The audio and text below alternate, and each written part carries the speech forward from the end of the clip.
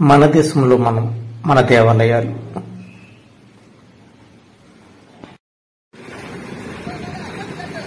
దేశంలోకెల్లా అతిపెద్ద విగ్రహాన్ని అది సుబ్రహ్మణ్య స్వామి విగ్రహాన్ని ఏర్పాటు చేశారు. అది ఎక్కడంటే మన విజయనగరంలో ఏర్పాటు చేశారు. అది విజయనగరం నుంచి మనం నెల్లిమార్లకి వెళ్లే దారిలో మనకు అది కనిపిస్తుంది.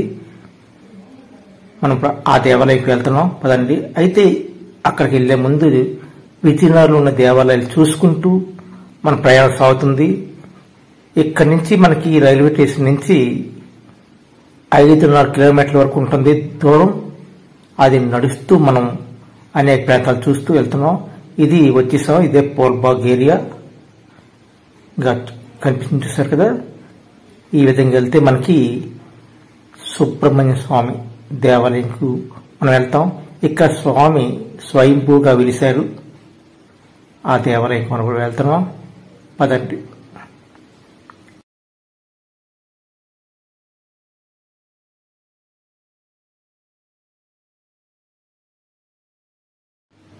ఆలయ ప్రాంగణంలోకి మనం అడుగెట్టాం.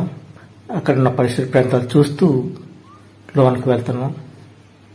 ఇక్కడ స్వయంభూగా వెలిసిన సుబ్రహ్మణ్య స్వామిని మనం దర్శించకపోతున్నాం. ఇప్పుడు మనం ఆలయంలోకి వెళ్తున్నాం. ఓం నమో సుబ్రహ్మణ్య స్వామియే నమః. మనం చూస్తున్నాం సుబ్రహ్మణ్య స్వామి స్వయంభూగా వెలిసిన విగ్రహాలని. ఓం నమో సుబ్రహ్మణ్య స్వామియే నమః.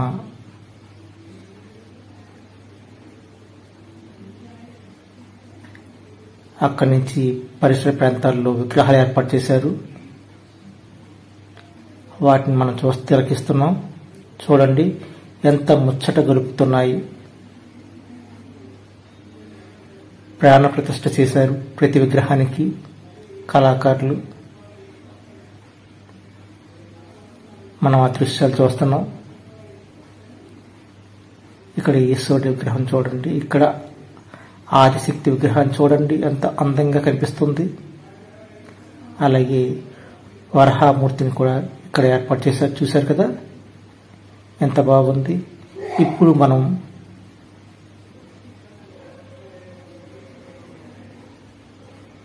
ఆలయంలో ఉన్న సుబ్రహ్మణ్య స్వామిని దేశంలోకి అతిపెద్ద విగ్రహాన్ని మనం చూడబోతున్నాం. అదిగో శ్రీ సుబ్రహ్మణ్య స్వామి దర్శనం మనం చేసుకోబోతున్నాం. నిలువెత్తు ఆకాశాన్ని తాకుతున్న శ్రీ సుబ్రహ్మణ్య స్వామిని మనం తిలకిస్తున్నాం. చూడండి అదిగో ఎలా కనిపిస్తుంది. చూడండి ఎంత అందంగా కనిపిస్తున్నారు సుబ్రహ్మణ్య స్వామి.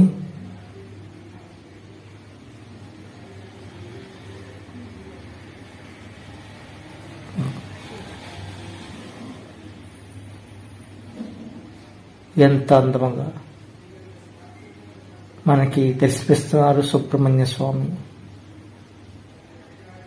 మన దర్శన భాగ్యం, మన అదృష్టం కొద్దీ ఇక్కడ దేశంలో అతిపెద్ద విగ్రహాన్ని ఏర్పాటు చేయడం జరిగింది. ఆ విగ్రహాన్ని మీరు తిలకిస్తున్నారు. మీకు ఈ విగ్రహాన్ని నేను బాగా చూపించాలని అనుకుంటున్నాను. మీకు నచ్చినట్లయితే ఒక లైక్ చేసి సబ్స్క్రైబ్ చేయండి. అందరికీ సర్వే జనా సుఖినో భవంతు. ఇక్కడి నుంచి మన ప్రయాణం ముగిసింది.